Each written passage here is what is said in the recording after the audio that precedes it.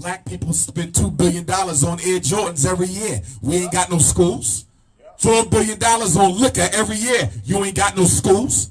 $800 million on chicken, turkey, beef, and pork, but you ain't got no schools. Over $3 billion on video games, but you ain't got no school. We can talk about racism, but Marcus Garvey said sooner or later you got to look in the mirror and ask yourself why you are accepting second-class citizenship on the planet Earth. Nobody gave the white man control of this planet. He took it, and you let him take it. So you are just as responsible for being on the bottom as he is being on the top. Marcus Garvey is often misunderstood for many reasons. One of the biggest reasons why Garvey is so misunderstood is because he operated from a perspective of independent nationhood. Marcus Garvey did not operate from a religious narrative, nor did he operate from an integrationist narrative.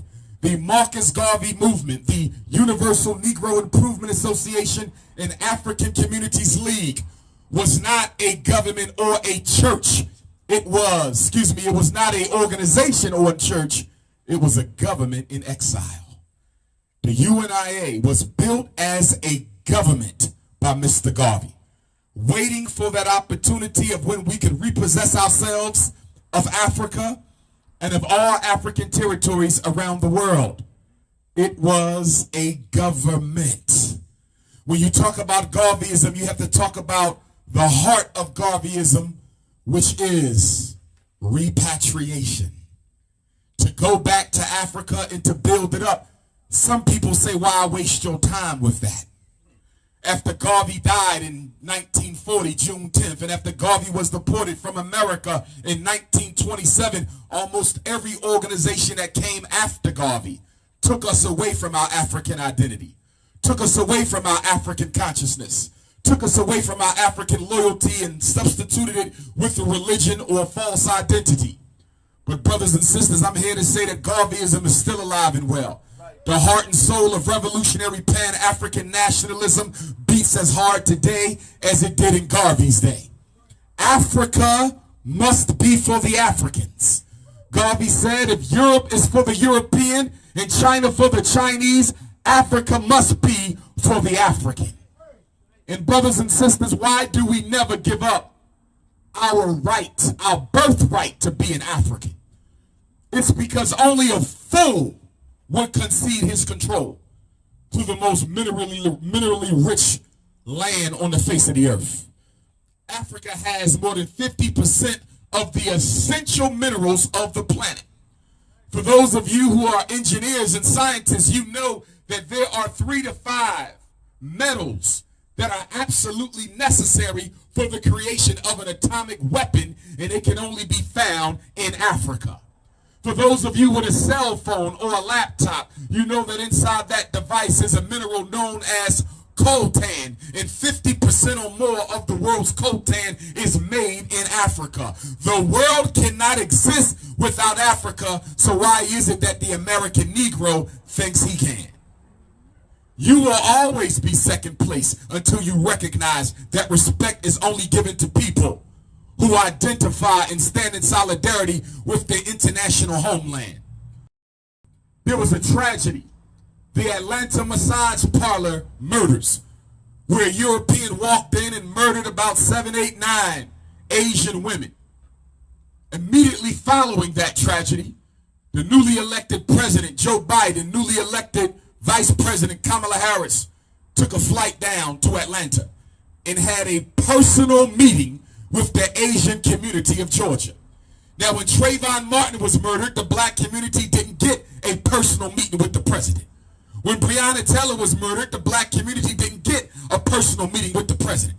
When Philando Castile and Sandra Bland and Tamir Rice and Eric Garner, and we can go on and on, when they were murdered, we didn't get a personal visit from the president. Why did the Chinese get one? Because the Chinese are represented by a nation known as China.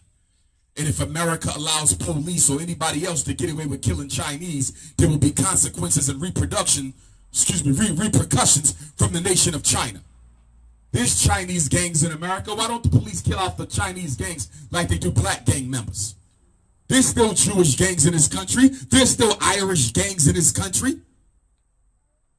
Arabs have gangs. Why don't they get killed at the same rate we get killed? Because they are represented by nations. America doesn't want to suffer the consequences of disrespecting the ethnic national of another nation. But black people are killed, incarcerated, miseducated. And the white man doesn't think twice about what he does to you. Why is that? Because there's not a country on the planet Earth that's going to pick up the phone and take your defense. Who's going to call for black America? Is the president of Ghana going to pick up the phone? Is the president of Nigeria going to pick up the phone? Is the president of Jamaica going to pick up the phone? Is the president of Ethiopia going to pick up the phone? No, and why not? Because we have stopped identifying with Africa, and we have stopped building diplomatic relationships with our ancestral homeland. The Honorable Marcus Garvey said, a strong man is strong everywhere. A strong man is strong everywhere. I can testify to that.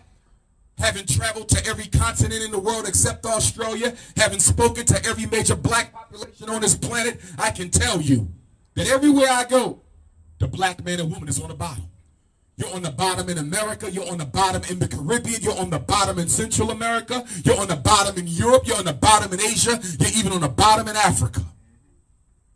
But I never see the Chinese on the bottom nowhere I go. I never see the European Jew on the bottom nowhere I go. I never see the Arab on the bottom nowhere I go. Only the Negro. Only the black man and woman of the greatest continent in history. Only us are always on the bottom. And you know why? We have not made up our minds to get up off that bottom. Marcus Garvey said, you are where you are not because your skin is black, but because you have chosen not to organize yourself. The Honorable Marcus Garvey said the greatest weapon used against the Negro is disorganization. The white man is the most organized. The Chinese is now surpassing the white man in organization. And the Chinese are now the world superpower, whether the white man administers it or not. The Chinese are number one. The white man is number two. The Arab is plotting and planning to become number three. And the black man is in church praying and at the mosque praying. You ain't building anything. You're not doing anything. And that's why we are where we are. And I don't have a problem with you being in the church. Garvey was a Christian. I don't have a problem with you being in the masjid. Malcolm X, child of the Garvey movement, was a Muslim. But what are you doing besides waiting on God to change your problems? If you think God is going to solve your problems will never get solved. And why is that? Because God gave you everything you need to solve your own problems. Your issue is you're too lazy and too scared of white folks to make a difference. Look at what goes on in these schools right here in Macon, Georgia. Look at all the black boys in special ed. Look at all these alien ideologies being pumped into our babies' brains. Look at all the learning disabilities. Look at all the ADHD, the conduct disorders. Look at all the misdiagnosed autism and intellectually disabilities and emotional disturbances. Why is that? Black people spend $2 billion on Air Jordans every year. We ain't got no schools. $4 billion on liquor every year. You ain't got no schools. $800 million on chicken, turkey, beef, and pork, but you ain't got no schools. Over $3 billion on video games, but you ain't got no school. We can talk about racism, but Marcus Garvey said sooner or later you got to look in the mirror and ask yourself why you are accepting second-class citizenship on the planet Earth. Nobody gave the white man control of this planet. He took it, and you let him take it. So you are just as responsible for being on the bottom as he is being on the top. And the eternal sin of African people continues to be perpetuated. And that is the colorblind consciousness of the black man and woman of the planet Earth. You still refuse to see color. Everybody else can tell you black, but you can't tell they not. One of our biggest issues as a people is we feel uncomfortable dealing with the question of race. We say race don't exist. Who told you that lie? If race don't exist, why can they dig up a skeleton and look at a skeleton and tell you whether that skeleton was an African or a European? If there's no such thing as race, why they can look at a heart and tell you if this is the heart of an African or the heart of a European? If there's no such thing as race, why they can look at the brain, the kidney, the liver of a human being and tell you exactly where they come from? Race is real, but you don't want to admit it because you think it makes you inferior to talk about race. Marcus Garvey said two words: race first. We don't hate nobody, but we love ourselves. And we will not be given any explanations for why we are all black everything. That's over with. That's over with. The white man ain't gave an explanation yet. He hasn't given no explanations, but I'm supposed to explain why I'm all black everything? I'm supposed to explain why I'm African family first? If he ain't got to explain his conduct, I damn sure don't have to explain my conduct. Unapologetically African. If you're not going to be unapologetic, get out the way.